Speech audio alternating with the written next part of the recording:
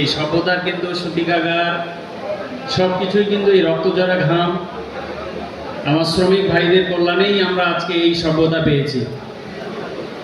তাদের আত্মত্যাগ, তাদের রক্তঝরা ঘাম আমাদেরকে এই আধুনিকায়নের পথকে সুগম করে দিয়েছে। জেলা পুলিশের পক্ষ থেকে আমাদের একটাই কথা, আমার এসপি স্যারের কথা, যে শ্রমিক ভাইদের যে কোনো আইনগত সেবায় চুয়াডাঙ্গা জেলা পুলিশ সব সময়ই হচ্ছে কি সর্বাত্মক সহযোগিতার হাত বাড়িয়ে দিয়েছে এবং দিবে। আপনাদের যে কোনো প্রয়োজনে আমাদের থানা পুলিশ, আমাদের জেলা পুলিশ আইনগত সহায়তা আপনারা যেটাই আপনাদের প্রয়োজন হয় আপনারা আমাদের সাথে যোগাযোগ করবেন। আমাদের জেলা পুলিশের পক্ষ থেকে আজকে এই মে দিবস সফল হোক, সুন্দর হোক এবং আপনাদের ভবিষ্যৎ সুস্বাস্থ্য আমরা কামনা করি।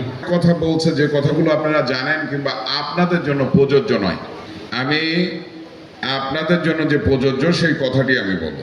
সেটি হচ্ছে যে আপনারা এই যে যিনারা এই অনুষ্ঠানটা ডিজাইন করেছেন, আপনার আঞ্চলিক শ্রম দপ্তর কুষ্টিয়া, আপনারা এখানে যারা শ্রমিক আছেন, যে ট্রেডের শ্রমিক আছেন, আপনাদেরকে জানতে হবে যে ওনার ওই দপ্তরে আপনার রেজিস্ট্রেশনটা আছে কিনা। রেজিস্ট্রেশন না থাকলে কোনো সুবিধাই এই শ্রমিকের এখান থেকে আপনারা পাবেন না। সেই 25 জনের ভিতরে আপনার এই সংগঠনটা আছে কিনা, সেটা না থাকলে সেটা আপনাকে নিবন্ধন করার জন্য যে যে প্রক্রিয়া আছে, যে যে প্রসেস আছে, সেই প্রসেসগুলো আপনাকে করতে হবে। উনি নাম বলে নাই, উনি আপনাদের সামনে বলে গেছে, এটা ধন্যবাদ, কেন এই কথাটাও কেউ আপনাদেরকে বলে না, জানায় না।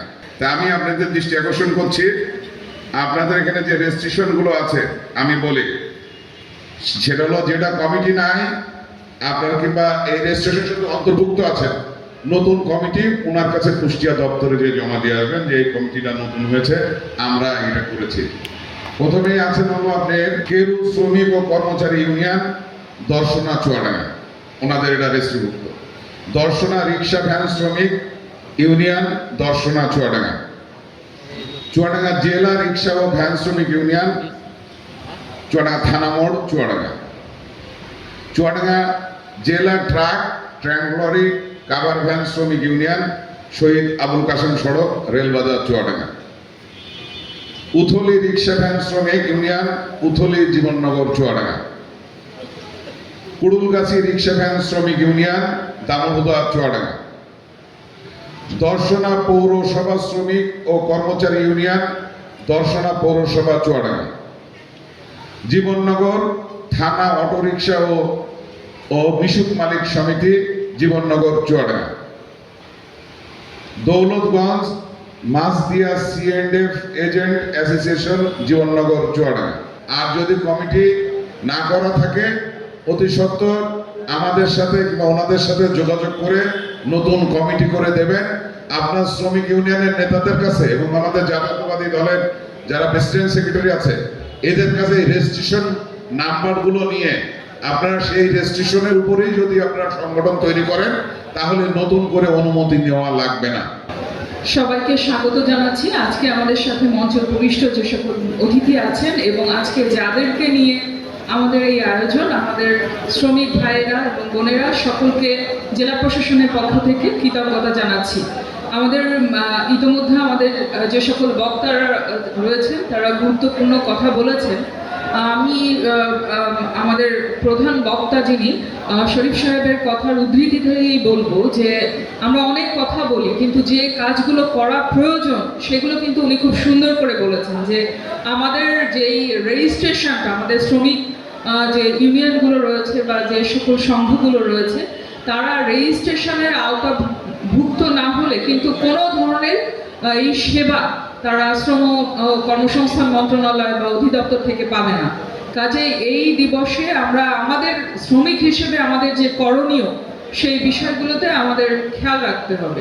আর আমরা সকলেই জানি যে বাংলাদেশের জাতি গঠনে বা জাতি বিনির্মাণে আমাদের শ্রমিক ভাইদের অবদান গুরুত্বপূর্ণ। তাদের এই কষ্টের এবং তাদের কষ্টের ফসলই কিন্তু আমরা আমি সঠিকভাবে বলতে গেলে যে আমরা এখানে বসে আছি, নিশ্চিন্তে বসে আছি, তারা কিন্তু দিনের পর দিন কাজ করছে। নির্মাণ শ্রমিক হোক, বেকারি শ্রমিক হোক, বা যন্ত্রচালিত যে সকল যানবাহন রয়েছে সে সকল শ্রমিক হোক, তার সকলে মিলে কিন্তু এই বাংলাদেশটাকে পুনর্গঠনে বা পুনর্জীবিত রাখতে তারা সবসময় কাজ করছে। তাদের জন্য আমরা কাজ করব। আমাদের যার যার স্থান রয়েছে সেই স্থান থেকে আমরা আমাদের শ্রমিকদের জন্য যেটুকু করণীয়, তাদের জীবনমান উন্নয়ন, তাদের অধিকার নিশ্চিতকরণে যেটুকু করণীয় সেই কাজটুকু করব, সেই আশা রাখছি। আর এই যে দীর্ঘক্ষণ আলোচনা সভায় তারা ধৈর্য ধরে কথা শুনেছে এবং তাদের যে বক্তব্য বা তাদের যে দাবিগুলো রেখেছে, আমাদের এখানে শ্রম অধিদপ্তরের উপপরিচালক রয়েছে, তাকে আমি অনুরোধ করব যে আমাদের শ্রমিকরা, আমাদের এই চুয়াডাঙ্গা অঞ্চলে যারা শ্রমিক রয়েছে তারা কিন্তু বৃহত্তর কুষ্টিয়া অঞ্চলের মধ্যে তারা কিন্তু অবহেলিত। তো তাদেরকে আমরা সঠিকভাবে তাদের যে অধিকার রয়েছে, ন্যায্য দাবি রয়েছে, এগুলোতে যেন তারা সম অধিকার পায় অন্যান্য জেলার মতো, সেই সম অধিকারটা নিশ্চিত করার জন্য তাকে আমি বিনীত অনুরোধ জানাবো।